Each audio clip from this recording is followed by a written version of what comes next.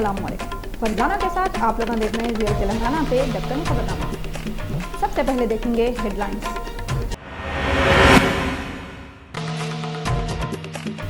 तेलंगाना के chief minister के Chandrashekhar Rao DGP Anurag Sharma को उनकी पोस्ट पे रखने का फैसला करें।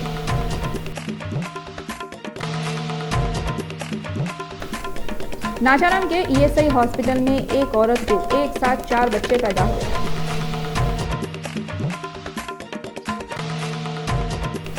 अगर पाकिस्तान में हिंदुओं पे मुसलमान जुल्म करे तो मैं हिंदुओं का साथ दूंगा, ये बात पाकिस्तान के प्राइम मिनिस्टर नवाज शरीफ बोले। टमाटे आम आदमियों के हाथों से निकल के खास आदमियों के दस्तरखानों पे दिख रहे हैं। बाजार में टमाटे 60 रुपये से 80 रुपये किलो तक हो गए हुए हैं।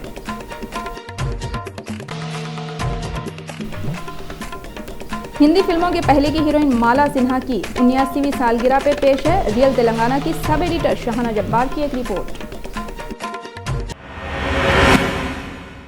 अब खबरें तफसील से देखेंगे। डीजीपी अनुराग शर्मा को इनकी पोस्ट पे बरकरार रखने का फैसला तेलंगाना के चीफ मिनिस्टर के चंद्रशेखर राव कर लिए। डीजीपी अनुराग शर्मा अपनी पोस्ट पे बरकरार रहेंगे। ये सिलसिले में सीएम के चंद्रशेखर राव अनुराग शर्मा को डीजीपी की पोस्ट पे मुकर्रर करने का फैसला कर लिए। अनुराग शर्मा 1982 आईपीएस बैच से ताल्लुक़ रखते। इन्हों राजस्थान में पैदा हुए और रंगारेड्डी महबूबनगर डिस्ट्रिक्टों में एसआई की हैसियत से काम करे। DCP south zone, DIG Warangal, IG intelligence, IG Greyhounds, ADC DG Greyhounds और हैदराबाद सिटी पुलिस कमिश्नर की हैसियत से काम करे और अब टेम्पररी डीजीपी है। इंडिया के प्राइम मिनिस्टर नरेंद्र मोदी बाहर के दौरे करके लोगों को थपकियां दे रही, ये बात टीआरएस के एमपी विनोद बोले। जुमे के दिन विनोद वरंगल डिस्ट्रिक्ट के वर्धनापेटा में इलेक्शन मुहिम में हिस्सा लिए। बाद में इन्हों मीडिया वालों से बातें करते हुए बोले, कपास को सही कीमत मिलने तक टीआरएस पार्टी खामोश न बैठती। वर्ल्ड मार्केट में कपास खरीदे वैसा करो बोल के विनोद मोदी को बोले। वरंगल इलेक्शनों में जीतने के वास्ते कांग्रेस बीजेपी दिखावा कर रहे बोल के विनोद आंट लिए। नाचाराम के ईएसआई हॉस्पिटल में एक औरत को एक साथ 4 बच्चे पैदा हुए। चारों बच्चों की सेहत अच्छी है। नाचाराम के ईएसआई हॉस्पिटल में एक औरत एक ही वक्त में 4 बच्चों को जन्म दी। बोडोपल्ली की रहने वाली ललिता नाम की औरत की जुमे के दिन ईएसआई हॉस्पिटल में डिलीवरी हुई तो ललिता एक वक्त में 4 बच्चों को जन्म दिए। उसमें एक बच्ची और 3 मर्द बच्चे हैं और 4 बच्चे माशाल्लाह सेहतमंद है कहते। खुदा की कुदरत का जवाब नहीं। बिहार के बेगूसराय के बीजेपी के एमपी भोला सिंह इंडिया के प्राइम मिनिस्टर नरेंद्र मोदी और बीजेपी के सदर अमित शाह पे जबरदस्त तनखीना करे। भोला सिंह बोले, अमित शाह और नरेंद्र मोदी आज जो भी है हमारी तरफ से है। बीजेपी के एमपी भोला सिंह नाम के भोले हैं मगर अंदर से उत्तेज होशियार है। बिहार में बीजेपी की हार के बाद इन्हों बीजेपी के और संघ परिवार के लीडरों के पोल खोलना शुरू कर दिए। भोला सिंह बीजेपी के सदर अमित शाह पे निशाना लगाते हुए बोले, बिहार में हुई हार पे अमित शाह को सफाई देना पड़ेगा। भोला सिंह ये भी बोले, अमित शाह कौन है, इन्हों और प्राइम मिनिस्टर जो कुछ है हमारी तरफदारी के तरफ से है। हम लोग इनको बड़प्पना दिए बोल के वो लोग ये मुकाम पे है। भोला सिंह मोदी पे निशाना लगाते हुए बोले, बिहार के इलेक्शन के वक्त नरेंद्र मोदी लोकल लीडरों के लेवल पे उतर गए थे। मोदी आरजेडी के सदर लालू प्रसाद की बेटी पे भी वार करे और नीतीश कुमार के डीएनए पर भी तबसरा करे। भोला बोले, पार्टी के बड़े लीडर जब इलेक्शन के बारे में बड़े बड़े फैसले खुद ही कर लिए तो इलेक्शन में हार की जिम्मेदारी भी अपने ऊपर लेना। इन्हों पार्टी पे भी औंटते हुए बोले, पूरे इलेक्शन में पार्टी मसले बदलते रहती फिर तरक्की के एजेंडे को लेके चली। सबका साथ सबका विकास का नारा लगाए, बिहार को पैकेज देती बोली। इसके बाद गए और पाकिस्तान के मामले में आके अटक गई। भोला सिंह बोले, आरएसएस के बड़े मोहन भगवत बेवक्त रिजर्वेशन पे बयान दिए, इसका भी असर पड़ा। मोहन भगवत का बयान बीजेपी की लहलहाती फसल पे ओले और पत्थरे डाल दिए। अमित शाह के पाकिस्तान वाले बयान पे भोला सिंह बोले, ये बोलने की ज़रूरत क्या थी, पूरे मुल्क का इलेक्शन नहीं एक स्टेट का इलेक्शन था। अगर कोई निर्धारित करता है तो खींच लेता है। और उसके बाद जो इसके मंत्री बर बोले थे उसने तो उसका 12 न्यारा कर दिया। ये आपके गिरिराज, उसने लोकसभा के चुनाव में कहा कि जो एनडीए को वोट नहीं देगा उसको पाकिस्तान जाना होगा और इस चुनाव में कह दिया। अगर महागठबंधन जीत गया तो सबको गाय का मांस खाना पड़ेगा। पाकिस्तान उपस्थित कोई क्रिकेट मैच नहीं था, पाकिस्तान उपस्थित हो गया। तो यह सांप्रदायिक मुद्दे बनाने की चेष्टा दोनों तरफ से हुई और लालू प्रसाद तो इसके माहिर थे, यही वो कार्ड खेल रहे थे और उसी कार्ड में आके फंस गए और वही नतीजा इसके सामने है। अगर पाकिस्तान में मुसलमान हिंदुओं पे जुल्म करे तो मैं हिंदुओं के साथ खड़े रहूंगा, ये बात पाकिस्तान के प्राइम मिनिस्टर नवाज शरीफ बोले। कराची शहर में दिवाली के सिलसिले में एक प्रोग्राम हुआ। ये प्रोग्राम की खास बात यह थी कि दिवाली के प्रोग्राम में पाकिस्तान के पीएम नवाज शरीफ शरीक हुए। पाकिस्तानी मीडिया वाले बोल रहे हैं, पाकिस्तान में पहली बार कोई प्राइम मिनिस्टर हिंदुओं के त्यौहार में शरीक हुआ और ये प्रोग्राम में हिंदुओं को यकीन दिलाते हुए तकरीर में बोले, अगर हिंदुओं के साथ जुल्म हुआ, वो जुल्म करने वाला मुसलमान रहा तो इन्हों हिंदुओं के साथ ठहरते कहते, इन्हों जो भी बोले जुल्म करेंगा मैं इसके खिलाफ कार्रवाई करूंगा, मेरे को मेरा मजहब नहीं सिखाता। तकरीर को आगे बढ़ाते हुए नवाज शरीफ ये बोले, सिर्फ इस्लामिच नहीं हर मजहबिच सिखाता के जालिम का नहीं मजलूम का साथ दियो। नवाज शरीफ बोले, हम लोग एक कौम और एक मुल्क वाले लोग हैं, जितना हुआ उतना आपस में मिलजुल के रहेंगे, एक दूसरे की मदद करेंगे, एक मजहब के लोग दूसरे मजहब के लोगों में खुशियाँ बांटेंगे। इन्हों बोले, अब ये बात से खुश नहीं होता कि हम एक दूसरे में फ़र्क करें।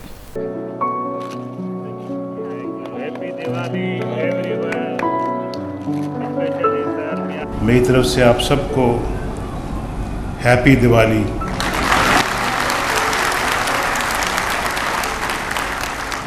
आप पाकिस्तान के रहने वाले हैं, पाकिस्तान के रहने वाला कोई भी क्यों ना हो, हिंदू मुस्लिम सिख ईसाई और फिर पारसी कोई भी हो, वो मेरा है, मैं उनका हूँ। आप सब मेरे हैं और मैं आपका हूँ और मैं इसी जज्बे से हर एक को मिलता हूँ। और जब मैं वज़ीर आज़म हूँ तो मैं आप सबका वज़ीर आज़म हूँ, जितने भी मज़हब के लोग यहाँ बैठे हुए हैं मैं सबका वज़ीर आज़म हूँ और मेरा ये फ़र्ज़ बनता है, फ़र्ज़ मेरी ये ड्यूटी है कि मैं हर एक के काम आऊँ। अगर कोई जुल्म का शिकार है, चाहे जाए कि उसका ताल्लुक़ किस फ़िरके से है, किस मज़हब से है, मेरा काम है उसकी मदद करना और मैं इंशाअल्लाह ताला उसकी मदद करूँगा।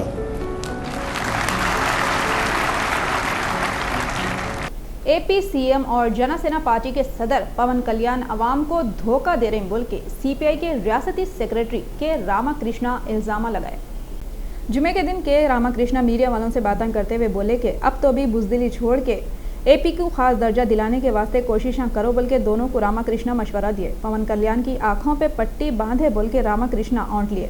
इन्हों बोले, जमीनों पे इलीगल कब्जों और दूसरे इशू पे पवन कल्याण चंद्राबाबू से कई को सवाल नहीं कर रहे। एनडीए से टीडीपी पार्टी को अलग हो बोल के रामाकृष्णा डिमांड करे।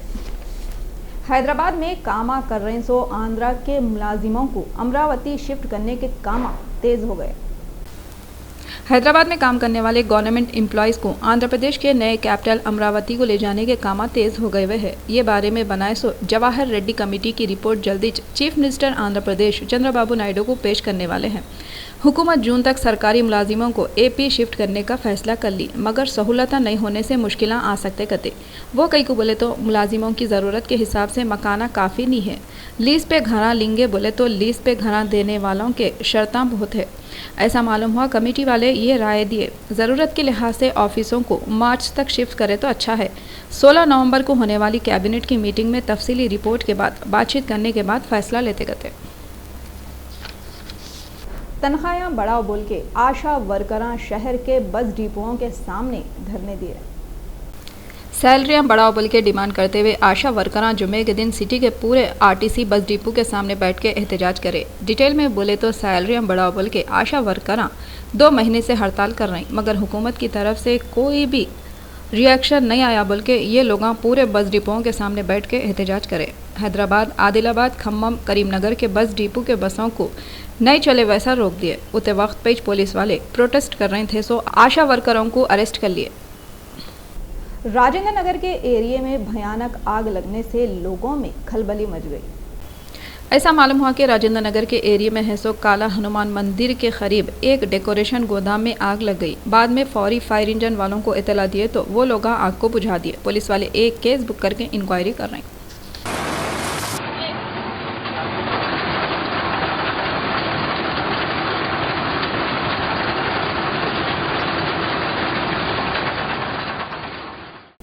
बढ़ते हुए हादसों को देखते हुए एपी में भी हेलमेट पहनना जरूरी कर दिए।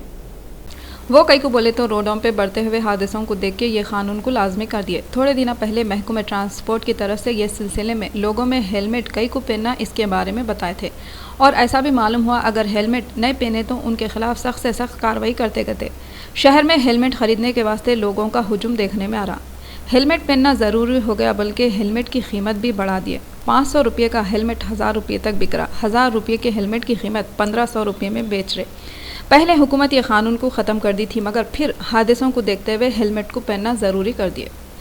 आंध्र प्रदेश के वजीर आला एन चंद्रबाबू नायडू दिसंबर में तेलंगाना के वजीर आला के चंद्रशेखर राव की तरफ से होने वाली चंडी यज्ञम में जाने के वास्ते गौर करने गए। ये यज्ञम केसीआर के मेदक में है सो फार्म हाउस में रहेगा और 5 रोज तक चलेगा बोल रहे। वो कई को बोले तो चंद्रबाबू नायडू एपी के नए कैपिटल अमरावती के संग बुनियाद तकरीब में केसीआर शिरकत करे थे, जिसको देखते हुए चंद्रबाबू नायडू भी ये यज्ञम में जाने के वास्ते सोच रहे थे। तेलंगाना तेलुगु देशम के लीडर चंद्रबाबू नायडू को मशवरा दे रहे हैं कि अगर केसीआर इनको दावत दिए तो इनको जरूर जाना होगा। ऐसा मालूम हुआ कि के चंद्रशेखर राव ये यज्ञम में चंद्रबाबू नायडू को जरूर बुलाएंगे। ये यज्ञम में सदर जमहूरिया प्रणब मुखर्जी, वजीर आजम नरेंद्र मोदी और दूसरे रियासतों के गवर्नर्स और वज़राए आला को भी शिरकत की दावत देंगे। मैं कभी भी वजीर आला के ओहदे के पीछे नहीं था, ये बात फिल्म एक्टर और MP शत्रुघ्न सिन्हा बोले।